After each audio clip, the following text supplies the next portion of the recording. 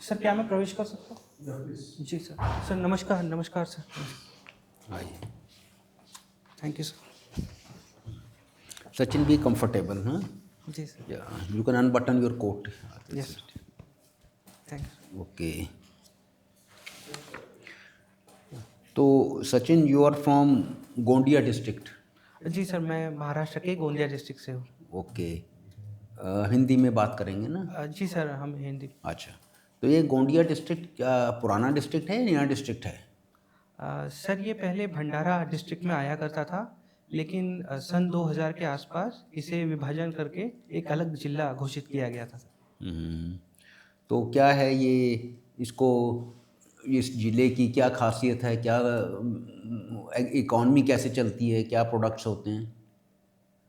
Sir जैसे कि हम नाम से देख सकते हैं, गोंदिया डिस्ट्रिक्ट ये गोंड जनजाति से नाम लिया गया है।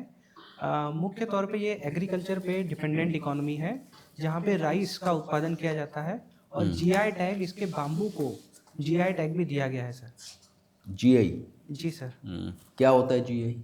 सर जियोग्राफिकल इंडिकेशन टैग होता है ये एक खास तरह के वस्तुओं को के उत्पादन और उसके बिक्री को बढ़ावा देने के लिए जीआई टैग का सिस्टम लाया गया था। और किन किन चीज़ों को जीआई टैग मिला हुआ है इंडिया में? आप 5 चीज़ें बताइए। जी सर। सर ओडिशा की हल्दी को जीआई टैग मिला हुआ है, और सर मैं याद नहीं कर पा रहा हूँ, क्षमा चाहूँगा उसके।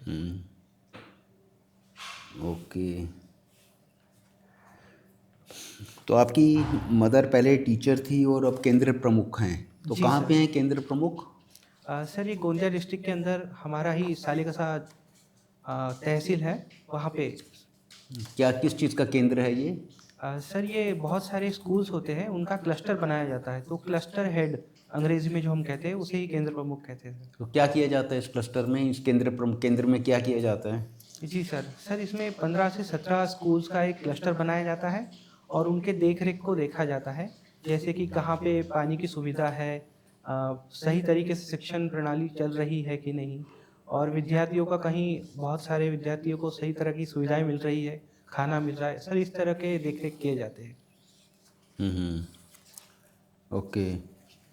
तो आप मेंस में फ़िलासफ़ी लिया है, जी पर सर। आपने एग्ज़ाम इंग्लिश में लिखा है वैसे। जी सर। ओके। आप मुझे बताइए कि विश्व के कोई 4 फ़िलासफ़र्स का नाम बताइए जो आपको इम्प्रेस करते हैं। जी सर। सबसे पहले मुझे इम्प्रेस करते हैं आदि शंकराचार्य जी, जिन्होंने अद्वैत का सिद्धांत दिया। फिर मुझे पतंजलि, जिन्होंने योग सूत्र लिखा है वो। एरिस्टोटल से भी सर मैं काफ़ी प्रभावित हूँ, और प्लेटो, ये 4 मुझे काफ़ी प्रभावित करते हैं। सॉक्रेट्स के बारे में सुना है? जी सर, सोक्रेटिस के बारे में सुना है हमने। तो इनका क्या क्या फ़िलासफ़ी रही है सॉक्रेट्स की? सर मुझे इसकी जानकारी नहीं है। तो आपके कोर्स में ये सब चीज़ें रहती हैं, क्या रहता है? जी सर, प्लेटो एंड एरिस्टोटल के बारे में जानकारी है, सोक्रेटिस इसमें नहीं है सर।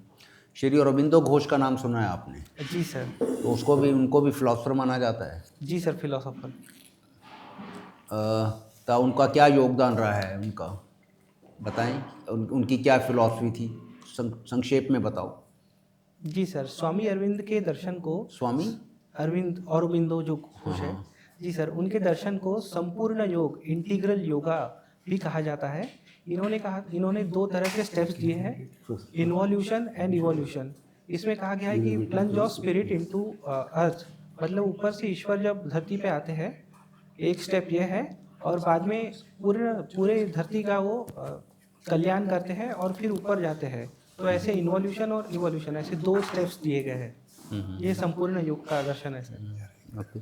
आपने ये नाम सुना है औरोबिंदो, एक आश्रम जो है पौंडीचेरी में है, तो एक फ्रेंच लेडी थी जिसको मदर के नाम से कहा जाता है, उनकी इन्फ्लुएंस रही है कुछ आइडिया इसके बारे में आपको?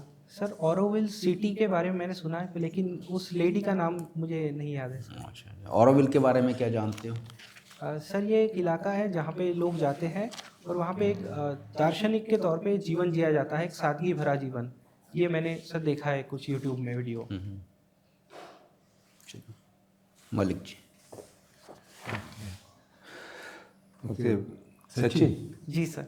सचिन ने आप एक बताइए, आज क्या दिवस मनाया जा रहा है? आज फेमस डे है, कुछ आइडिया है? जी सर, आज आर्मी डे मनाया जाता है 15 जनवरी को। अच्छा, किस वजह से मनाया जाता है ये? अ, सर मुझे जानकारी नहीं है इस बारे में। सर हमने पढ़ा नहीं है इसके बारे में। अच्छा अच्छा, आप एग्रीकल्चर से जुड़े हुए हैं, खेती बाड़ी से। जी हिंदी में आपका मीडियम हिंदी है ना अ, या इंग्लिश है? इंटरव्यू हिंदी में देंगे। इंटरव्यू हिंदी में। जी सर। आप ये बताइए, इंटीग्रेटेड फार्मिंग क्या होती है?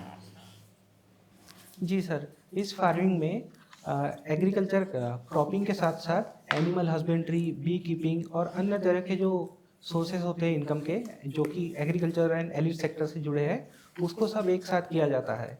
इसका फ़ायदा ये है कि हमारा जो रिस्क है वो कम हो जाता है। वो सिर्फ मॉनसून पे डिपेंडेंट ना होते हुए अलग अलग चीज़ों से भी हम पैसे कमा सकते हैं। तो ये इंटीग्रल एग्रीकल्चर तो है। आप किस तरह की खेती करते हैं? आपके एरिया में क्या होता है? आप जो एग्रीकल्चर से जुड़े हुए हैं।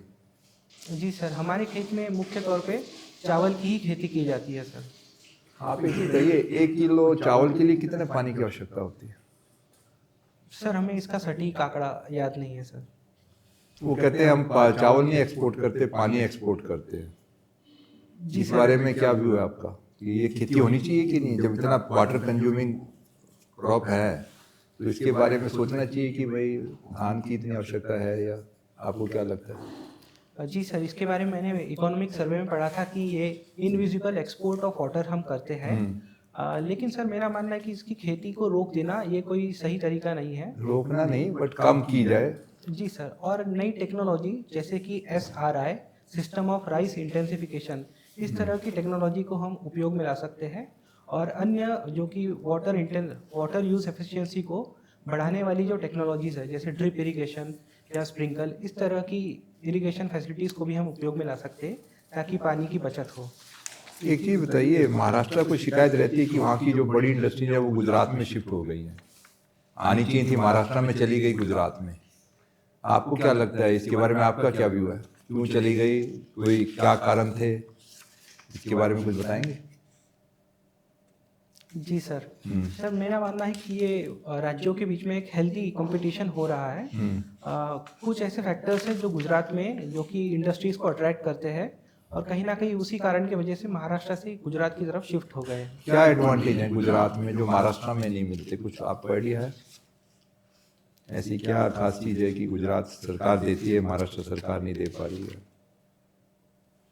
सर मुझे सटीक आइडिया नहीं है सर इसका। एक ही बताइए, आजकल जो इंडस्ट्री है वो रॉ मटेरियल की जगह की बजाय पोर्ट की तरफ शिफ्ट हो रही है। ऐसा क्यों है? पहले जो बड़ी इंडस्ट्री होती थी, रॉ मटेरियल जहाँ मिलता था उसके नज़दीक होती थी, आजकल वो पोर्ट्स के नज़दीक चली गई हैं काफ़ी। इसके बारे में कुछ बताएं। सर मैंने इसके बारे में पढ़ा नहीं है। जी सर। ओके, एक बताइए, टेरेस टूरिज्म क्या है? Terrace tourism. नहीं सर, हमने पढ़ा नहीं है इसके बारे में। ओके, आपकी हॉबीज में क्या है? Sir reading Urdu poetry and Indian philosophy, ये हॉबीज में है मेरी। Indian philosophy. जी सर। इंडियन फिलोसफी को आप क्या मानते हैं? क्या फिलोसफी के मेन 3-4 मेन एट्रीब्यूट्स होते हैं? सर इंडियन फिलोसॉफी में मेन चीज़ यही है कि सोल पजेसेस द बॉडी, कि आत्मा जो है वो शरीर का पजेस करती है, न कि शरीर आत्मा को पजेस करता है। ठीक। सर इंडियन फिलोसॉफी ये भी सिखाता है कि जीवन में जो दुख है वो तो आते ही रहेगा, वो कभी अंत नहीं होगा। इसलिए हमें इस बात को स्वीकार कर लेना चाहिए और ब्रह्म की ओर हमें रियलाइजेशन करना चाहिए। जो अहम ब्रह्मास्मि का सिद्धांत है आदि शंकराचार्य जी का, उसको हमें रियलाइज करना चाहिए। ये सब स्वामी विवेकानंद जी की क्या फिलोसफी थी? के बारे में कुछ है? स्वामी विवेकानंद जी। सर हमें सटीक जानकारी नहीं है इसके बारे में। ओके, धन्यवाद। धन्यवाद sir. Good morning Sachin. Good morning sir. आपने अपनी पढ़ाई नागपुर विश्वविद्यालय से की है। जी सर। क्या नागपुर कभी महाराष्ट्र का कैपिटल हुआ करता था? क्या उसकी राजधानी थी? नहीं सर, नागपुर पहले महाराष्ट्र का हिस्सा था ही नहीं। वो पहले मध्य प्रदेश के इलाके से कुछ जुड़ा हुआ था और वहाँ पे वो एक राजधानी के तौर पे हुआ करता था। मध्य प्रदेश की राजधानी? नहीं सर, मध्य प्रदेश के इलाकों से वो जुड़ा हुआ था और कुछ अलग उसका नाम हुआ करता था सर एक। चलिए आगे बढ़ते हैं। नागपुर किस लिए बहुत प्रसिद्ध है? सर नागपुर अपने ऑरेंजेस के लिए फेमस है और हाल ही में वहाँ पे मेट्रो का एक वर्ल्ड रिकॉर्ड बनाया गया है, most number of passengers per day का। तो ये दो बातें जो है प्रमुख है सर वहाँ की। वहाँ केवल ऑरेंजेस हैं कि वहाँ और भी कुछ चीज़ें हैं जो कि बहुत इकोनॉमिक, आर्थिक दृष्टि से महत्वपूर्ण है? सर हमें इसका आइडिया तो नहीं है, लेकिन कुछ आईटी पार्क्स मैंने देखे हैं वहाँ पे मिहान के इलाके में। कोई मिनरल्स? नहीं ठीक सर, है, मैंने पढ़ा। आप उसको उस पर थोड़ी पढ़ाई करिएगा। जी सर। आपने कहा कि आप भारतीय दर्शन से प्रभावित हैं, आपने दर्शन शास्त्र को अपना ऑप्शनल विषय भी रखा है। जी सर। आपने ये भी कहा कि आचार्य शंकर से आप बहुत ज़्यादा प्रभावित हैं। जी सर। आचार्य शंकर तो अद्वैत वेदांत के प्रतिस्थापक थे। जी सर। उनको प्रचंड बौद्ध क्यों कहते हैं? उनको कहते हैं कि वो छुपे हुए बुद्धिस्ट थे, क्यों? जी सर। जी सर। सर इसका कारण है कि उन्होंने कहा था ब्रह्म सत्यम जगत मिथ्या जीवो ब्रह्मयो नापरः। अब इन्होंने कहा है कि दो तरह की रियलिटीज़ होती है, एक एब्सोल्यूट रियलिटी और एक फिनोमिनल रियलिटी। अब इसी तरह की बात बुद्धिज्म में भी कहीं ना कहीं देखी जाती है। कहाँ देखी जाती है? सर नागार्जुन के दर्शन में हमें देखी जाती है इस तरह की, जो उनका जो शून्यवाद का दर्शन है, वो शून्यवाद और तीन तरह की सत्ताएं हैं, हिंदी में बताइए। तीन तरह की सत्ता मानी गई है। जी सर, परमार्थिक सत्य, व्यवहारिक सत्य। नीचे से ऊपर जाओ ना। जी सर। सबसे पहले कौन सी सत्ता जो सबसे कम समय तक रहती है? उसे प्रातिभासिक सत्ता प्रातिभासिक कहते सत्ता, हैं। जी जो सर, स्वप्न जी। है वो प्रातिभासिक सत्ता है। प्रातिभासिक है। प्रातिभासिक, व्यवहारिक, पारमार्थिक आपने कहा। जी।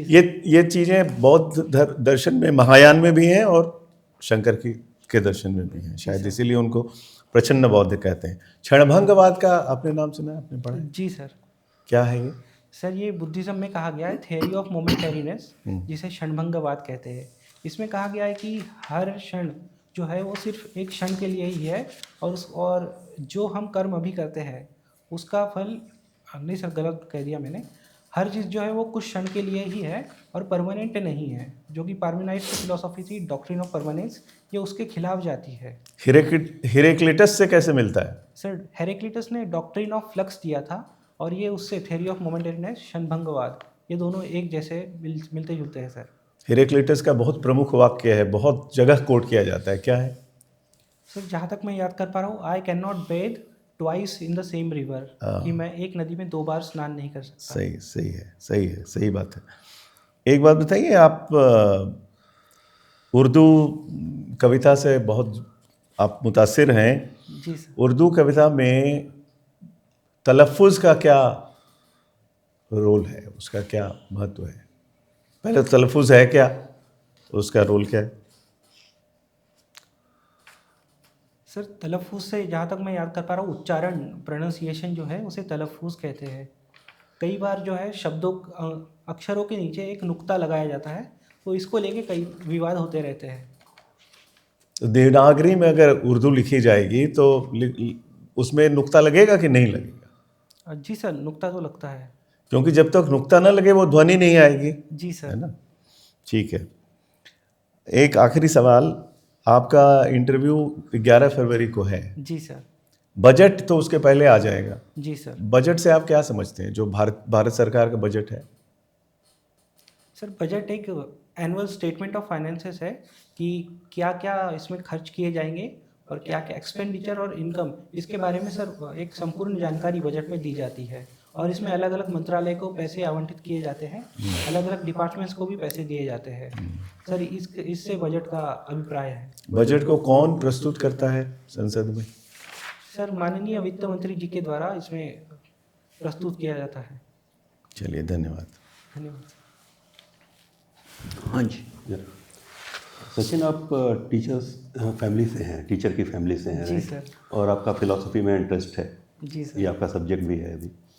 तो आप एक वैदिक काल से लेकर के आज तक जो टीचर्स की फिलॉसफी में चेंज आया है, पहले उन्होंने कुछ और वैदिक काल में कुछ और वो पढ़ा रहे थे, अभी आज तक कुछ और चीज़ें चल रही हैं। अलग अलग हीरो हैं हर समय के, एक विवेचना कर सकते हैं आप, एक एनालिसिस। जी सर। सर वैदिक काल से जो एंशियंट इंडिया में जो टीचिंग स्टाइल था वो गुरु शिष्य परंपरा पे निर्भर हुआ करता था, लेकिन आज की तारीख में हम देख रहे कमर्शियलाइजेशन ऑफ एजुकेशन तरफ एक शिफ्ट आ रहा है। सर ये एक शिफ्ट मैंने देखा है एजुकेशन में। और पहले शिक्षा जो है वो कहीं ना कहीं वर्ण व्यवस्था के पे डिपेंडेंट हुआ करती थी, और कुछ सेगमेंट ऑफ सोसाइटी को एजुकेशन से डिप्राइव किया गया था, लेकिन आज की तारीख में एजुकेशन को हर तरह के तबके तक पहुंचाया जा रहा है। सर ये दो अंतर मैंने देखे हैं। मैकाले का एक एक्ट आया था, एक रिपोर्ट आई थी 1857-58 में, राइट। उस समय उन्होंने कहा था कि हिंदुस्तान में जो शिक्षा है वो 93% लोग शिक्षित हैं, ठीक है। जी सर। और आज के समय में क्या स्टेटस है अभी? सर जहाँ तक मेरी जानकारी है 80% के अराउंड कुछ आंकड़ा था, मुझे एग्जैक्ट आंकड़ा याद नहीं है सर। अच्छा, अगर हम वैदिक काल में जाएं तो त्रेता में वशिष्ठ थे, ठीक है। द्वापर में द्रोणाचार्य, बाद में चाणक्य आए, फिर आज के टीचर्स हैं, ठीक है। अभी हम टीचिंग लेते हैं एलन मस्क और इनसे, तो फोकस चेंज कैसे हुआ है, एक बार एक जर्नी बता सकते हैं आप? क्या क्या फोकस चेंज हुआ है सब्जेक्ट वाइज या मॉरल वाइज? सर मैं कहूँगा कि आज की तारीख में आउटपुट पे काफ़ी ज़्यादा ध्यान केंद्रित किया जा रहा है, जबकि मॉरल्स जो है वो कहीं ना कहीं डिग्रेड होते जा रहे हैं। लोग पदार्थवादी विचारधारा से और पूंजीवाद से काफ़ी प्रभावित हो रहे हैं, ये एक अंतर आया है। आप अपने किसी हीरो टीचर्स को बता सकते हैं? 2 टीचर आप बताइए अपने, या तो किसी ने आपके साथ कोई इंटरेक्शन हुआ हो या फिर पूरे समाज में कोई 2 टीचर का जिससे आप इन्फ्लुएंस्ड हुए हों, और क्यों? जी सर। सर मैं आचार्य चाणक्य जी से काफ़ी प्रभावित हुआ हूँ। और सर पर्सनल लाइफ का भी बता सकते हैं? हाँ जी सर, पर्सनल लाइफ में मैं हमारे इंग्लिश के टीचर हुआ करते थे, उनसे काफ़ी प्रभावित हुआ था सर। किस रीज़न से? जी सर। सर मुझे अंग्रेज़ी पढ़ने और लिखने, पढ़ने में तो नहीं लेकिन समझने में थोड़ी दिक्कत आया करती थी जब मैं कक्षा 5वीं में था, और मैंने इंग्लिश मीडियम में तब पढ़ाई शुरू की थी। तो सर तब मुझे काफ़ी परेशानी हुआ करती थी, लेकिन उन्होंने काफ़ी मेरी सहायता की और मुझे अंग्रेज़ी समझने में काफ़ी मदद मिली सर उनसे। तो जो एम्पैथी थी उनके अंदर, उससे मैं काफ़ी प्रभावित हुआ था।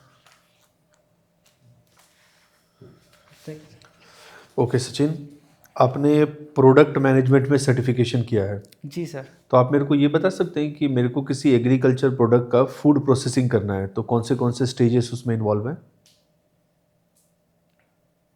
जी सर, सबसे पहले हमें उसे कलेक्शन की प्रोडक्ट जो है हमें उसे एक्वायर करना पड़ेगा किसानों से, ये एक पहला स्टेज है। फिर उसका हमें क्वालिटी चेक करना पड़ेगा कि क्या इसकी क्वालिटी गुणवत्ता जो है वो सही है मार्केट के डिमांड के हिसाब से। फिर हमें उसे प्रोसेस करना पड़ेगा, उसके बाद हमें उसका एडवर्टीज़मेंट और मार्केटिंग इस तरह की चीज़ें पे ध्यान देना पड़ेगा सर। ओके, और कुछ मिस कर रहे हो आप? सर मेरी जानकारी इतनी है सर। ठीक है। महाराष्ट्र इंडिया का one of the richest state है, बट वहाँ पे फार्मर्स सुसाइड करते हैं, बहुत ज़्यादा फार्मर सुसाइड करते हैं, तो क्या रीज़न है उसके पीछे और कैसे आप इसको ठीक कर सकते हो? जी सर, इसके पीछे कुछ बड़े बड़े प्रमुख कारण हैं। सबसे पहला कारण मैं कहूँगा कि मनी लेंडर्स, जिसे मराठी में हम साहूकार कहते हैं, उनके द्वारा किसानों को कर्ज में दबाया जाता है, तो इनडेटेडनेस ये एक बहुत बड़ा कारण है। दूसरा है कि किसानों को उनके फसल के सही दाम नहीं मिल पाते, ये भी एक बहुत बड़ा कारण है। सर तीसरा मैं कहूँगा कि इरिगेशन की सही तरह की सुविधाएं वहाँ पे डिपेंडेंट नहीं है, जिससे वो मानसून पे ही काफ़ी डिपेंडेंट रहते हैं, और ये 3 कारणों की वजह से आत्महत्या काफ़ी देखी जाती है सर।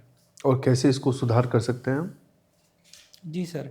सर सबसे पहले हमें तो एक कानून है इसमें, महाराष्ट्र मनी लेंडिंग एक्ट 2014 का, इसके बारे में लीगल अवेयरनेस किसानों को फैलानी होगी कि अगर कोई साहूकार उन पे अत्याचार करता है तो कानूनी तौर पे साहूकार पे भी कार्रवाई कर सकते हैं। ओके। तो इसका हमें लीगल अवेयरनेस करना होगा। दूसरा, इरिगेशन की फैसिलिटीज़ को हमें बढ़ावा देना होगा। कहीं ना कहीं शुरू में हमें फ्री में ही या फिर किसी डिस्काउंट पे इस तरह की फैसिलिटीज़ किसानों को प्रोवाइड करनी होगी सर। और मैं कहूँगा कि फूड प्रोसेसिंग ये एक काफ़ी, इस मामले में हम काफ़ी पिछड़े हैं और इसको बढ़ावा देना चाहिए। जैसे कि राइस का हम पफ्ड राइस बना सकते हैं, फिर उसकी ब्रांडिंग करके बेच सकते हैं सर। ये 3 सुधार मैं देखता हूँ सर। ओके।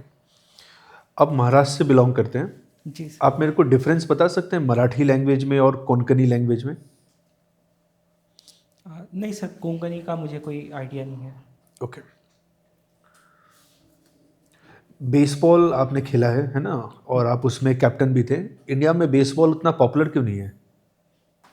सर एक बहुत बड़ा कारण मैं कहूँगा कि सही तरीके से मीडिया के द्वारा इसको कवरेज नहीं दिया गया है। दूसरा मैं कहूँगा कि गेंद और बल्ले वाले जो खेल है उसका स्थान, उसका जो मार्केट है वो पहले से ही क्रिकेट ने कैप्चर कर लिया है, तो बेसबॉल के लिए उतना स्थान नहीं बचा।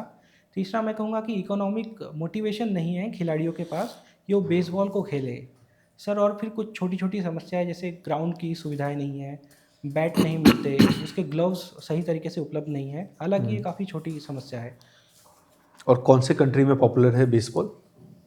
सर। ये मुख्य रूप से United states of America, Canada और जापान, इन 3 देशों में काफ़ी प्रमुख है। Thank you sir.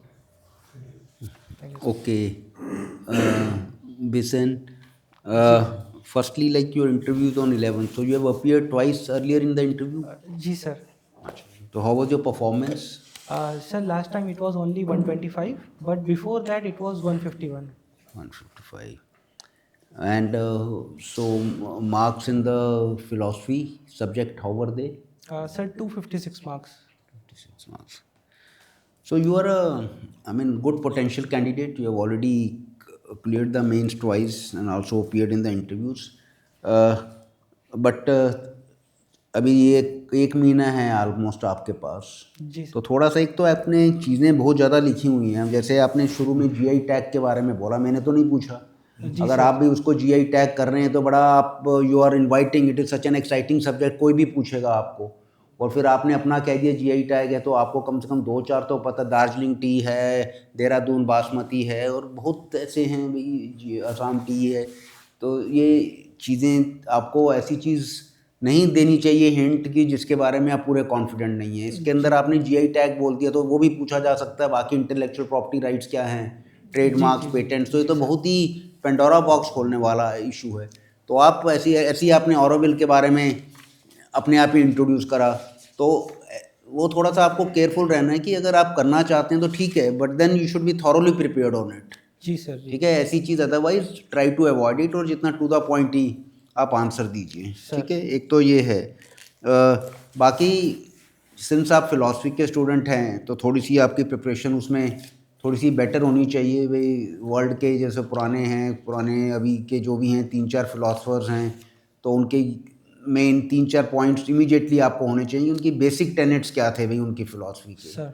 ऐसे ही 3-4 इंडियन, जैसे विवेकानंद हैं, इनके काफ़ी पॉपुलर फिलोसफर माने जाते हैं, अरबिंदो घोष हैं, तो इन सब के बारे में भी ऐसे आपको प्रिपरेशन करके 3-3, 4-4 पॉइंट बनाइए, ताकि इमीडिएटली आप आंसर कर पाएँ और टू द पॉइंट कर पाएँ। क्योंकि टाइम बड़ा लिमिटेड होता है, अगर तब आप सोचेंगे, करेंगे, आंसर बनाएंगे तो मुश्किल हो जाएगा। क्योंकि ये तो काफ़ी आपने अपना उसमें भी फिलॉसफी लिखा है, हॉबी में भी लिखा है, प्रोडक्ट मैनेजमेंट, ये एक और पंडोरा बॉक्स है प्रोडक्ट मैनेजमेंट मार्केटिंग का, तो काफ़ी, तो थोड़ी सी आपने जिस तरह से लिखा है तो आपको तैयारी अच्छी करनी चाहिए। जी सर। तो आपका है, एक्सपीरियंस भी है पहले, तो जैसा है तो अच्छे से करिए। तो I think you should do well, but let's not, अभी इस बार मौका छोड़िए नहीं। तो अभी आप हैं क्या,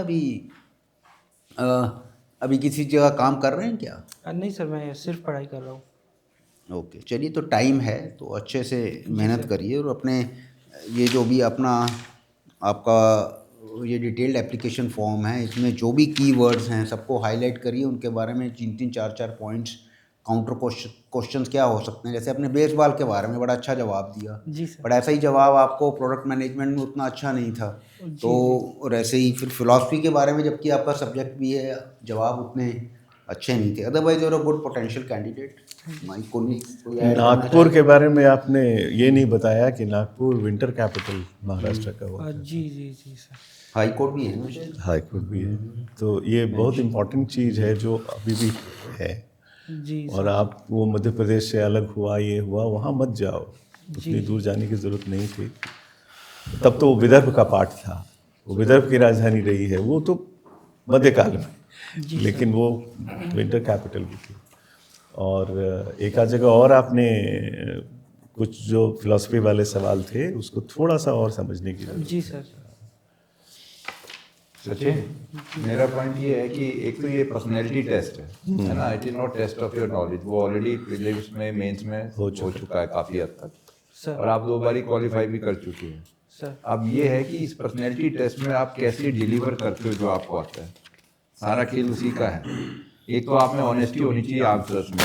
एक मैंने देखा आप काफ़ी बार अच्छा कि आपने बता दिया कि मैं आई डोंट नो, ये बड़ा फ्रैंकली एडमिट कर दिया। सर कई दफ़ा लोग चांस लेने लगते हैं, वो कहते हैं ना अंधेरे में तीर चलाने वाली बात, वो नहीं करनी है, जी सर। जी क्योंकि उसका बहुत गलत असर जाता है।